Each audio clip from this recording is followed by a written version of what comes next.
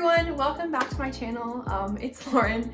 I know it's been a while since I have posted anything on here. I definitely started getting busy with school and volleyball was picking up, but now that I have some newfound free time, I am super excited to be back and talking to you. So today, I thought that I could basically tell you guys about my recruitment process and how I decided I want to stay in Canada and how I decided that I want to commit to Western and pursue post-secondary volleyball in the OUA. So without further ado, let's get started. First time I heard about really recruiting or anything about the NCAA or anything about post-secondary volleyball was when I was in grade 8. I was playing 15U at the time and all the really good players said that they wanted to go to an NCAA school. So in my mind, I was like, okay, well, if all the good players are doing this, then I guess that's what I should want to, right? Like that just makes the most sense. So from that point on, I decided that I wanted to play in the NCAA. 2 years went by and I really hadn't done anything about it until the summer between grade 9 and 10. So this is the year that I was on the national team and I was playing a year up with all these girls. We were in the States playing at an HP tournament where there's lots of scouts and everything. And Haley Armstrong actually started talking to me about what I wanted to do post-secondary. So I said I wanted to play in the NCAA and she says, oh, so how many schools have you reached out to? And I said, oh, I haven't done anything. She's like, well, you might want to get on that because what I learned very quickly was that if you want to play in NCAA, they started recruiting very early. There are now new rules with the NCAA where you can't reach out until your grade 11 year or something. I'm not too sure. At the time, I knew I was definitely behind. And Haley had everything figured out because she's currently playing at Indiana. But I was kind of thinking like, oh my goodness, okay, what am I gonna do? So I got my parents to sign me up with a recruiting agency. I started making videos, started emailing coaches, and one thing that the agencies kept telling me was that I have to email as many schools as I can, even if I don't want to go to them. And I was kind of confused by this, but I did it anyways. The summer of grade 10 going into grade 11, I started to question if I really did want to play in the NCAA. I felt really unmotivated to send my emails, and I was thinking if I really wanted to go, I'd be way more proactive about what I was doing right now.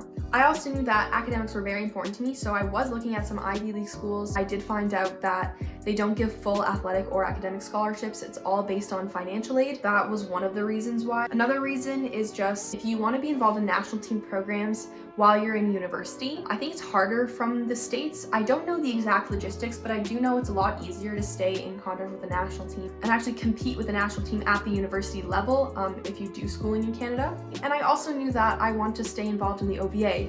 The OVA is an organization that has played a large part in my development. Hopefully I can, while I'm in university, come back, work with the OVA, maybe in a mentorship role or something. It's definitely still something that's in my mind and that I'm very passionate about doing. Those were my primary reasons for staying in Canada.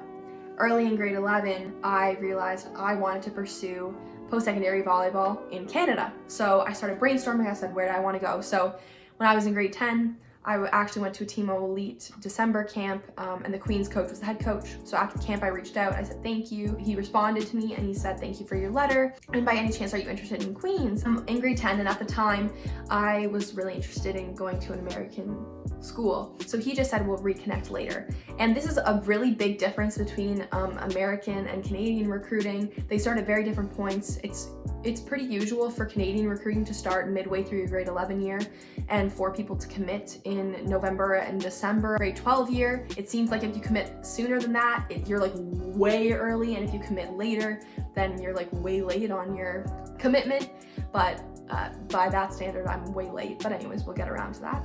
Basically, I reconnected with the Queen's coach. I also messaged Western because my mom's a Western alumni. She knew I wanted to do business and their Ivy Business School is pretty well recognized. So that was something that was also intriguing to me. I also wanted to reach out to UBC because I knew that they had been pretty dominant in youth sport for the past decade and they had an amazing business school. So in November of my grade 11 year, I went to Western and it was an official visit. They paid for my stay. I went to an IB class with one of the girls on the team who was in the program. I got to meet all the other assistant coaches. I got to work with the setting coach. I practiced with the team. I got to meet some of the girls. My mom and I, we stayed in the hotel together and we did a campus tour. I liked the school, and Melissa, my head coach next year, she actually offered me a spot on the team in grade 11 and pretty early. And so I was obviously very flattered by this. She definitely showed a lot of interest in me early on in my process. So I am still very grateful for that. But basically at that point, I had told her that I wanted to make my decision by provincials. That was the plan, which would have been very early. But with my back injury, I was out from January to March. So that means that any other visits that I wanted to do. I wouldn't be able to practice with the team or be physical. That was just something that was kind of important to me. So I pushed back a lot of my recruitment, which all the coaches understood. In February, my team went to Queens and we competed in the Grand Prix qualifier there. So I reached out to the Queens coach and I asked if I could come a day early for an unofficial visit. I toured the campus. I went to a commerce class with one of the girls on the team. I got to watch them play a game. And then on the Saturday, I sat down and I talked to the coach, and he said, based on the way our roster is formed right now, they typically wouldn't be looking to recruit a setter in my recruitment year.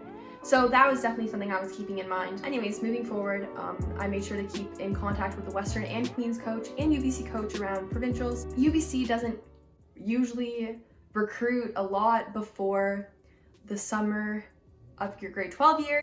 That was probably really painful to listen to. I'm so sorry.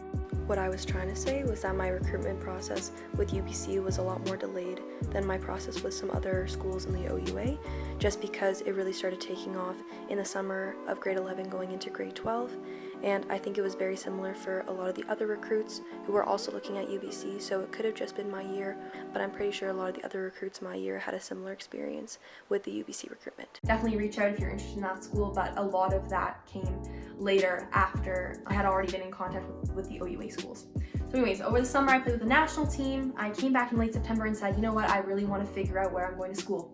So I called the Queens coach, and he basically told me that they had decided that they weren't going to recruit a setter for this year and that it was nothing personal. I completely understand where he was coming from. At least now I knew that Queens was no longer an option for me. I was definitely disappointed, but now I could look to other schools, see what was the right fit for me. So after that, I was kind of like, okay, so I have Western and UBC, like those are only two schools. Do I need to be looking at more schools? So that's when I decided to reach out to Mcmaster and Dalhousie. In January, I planned another visit with Western. This time I stayed in residence with one of the girls. I actually recommend this more than going and staying in a hotel with a parent, just because I feel like it gives you a more accurate representation of what your life would be like as a student there.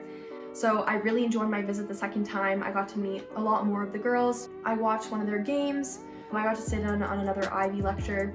So overall, it was a really positive experience for me, and I left that visit feeling pretty positive. Pretty shortly after, I went to Dalhousie. My mom and I flew there together. She spent one day there and flew back, and then the other night I was there, I stayed with the rookie in residence, and then I flew home on my own. That was a really positive experience too. The coach took us around Halifax. I got to practice with the team. That was a really positive experience as well. But at the end of the day, I couldn't really see myself living in Halifax and completing my school there. And I just told the coach that, and I made it very clear that it had nothing to do with him or the girls on the team, because I had a very positive experience on my visit. So now, I was looking forward to my visits at Mcmaster and UBC, which I had planned for January. So in mid-January, I went to Mcmaster, and I initially started looking at Mcmaster because one of my coaches from the summer is the assistant coach there and is pretty well recognized, especially for their science programs. So I went, I met the head coach, I met all the girls on the team, and I had a really positive experience there too. I stayed in residence. I also watched them play. I did some game tape with them. I left that visit with a pretty positive experience as well. So here I was, I really like Western and I really like Mcmaster, and I had to ask myself, am I really willing to go somewhere that's a 5-hour plane ride away from home when I have two really amazing schools that are close to me? And I think that was really the issue with UBC for me. When I decided to reach out to them initially, it seemed far enough away that I was going to be fine to move away from home, and I probably would have been, but I guess I just made the choice. I wanted to stay here. I still want to be involved in the OVA, and I wanted to stay close to my family, so that was the decision I made. I called the coach a week before my visit when all the plane tickets were already paid for, and I just told him, I said, you know what, I can't see myself at UBC, and he said, are you sure you don't want to come for the visit? And I just said, I don't want to waste your time, the assistant coach's time, or the athlete's time when I know that I'm not going to go to UBC. So that was done, and now I had to decide between Western and Mcmaster. And I think for me, the biggest deciding factor was academics, because I really liked the team and the coaches at both schools. I knew that I wanted to pursue a career in business, and I also had a very large interest in health science. And at Western, the IB dual degree would help me get a variety of both those things. I'd start with my undergrad in health sciences. and in my third year start my IB courses and graduate with a dual degree over 5 years. That would also mean that I could play all 5 years of my eligibility with the volleyball team. I think that was the major pull for me at Western. It's a very difficult conversation to have with the Mcmaster coach, especially since I knew him personally. And I just explained to him again, it had nothing to do with him or the team. At this point, it was an academic choice for me. It was a difficult conversation, but I was also very happy to call Melissa and tell her that I committed.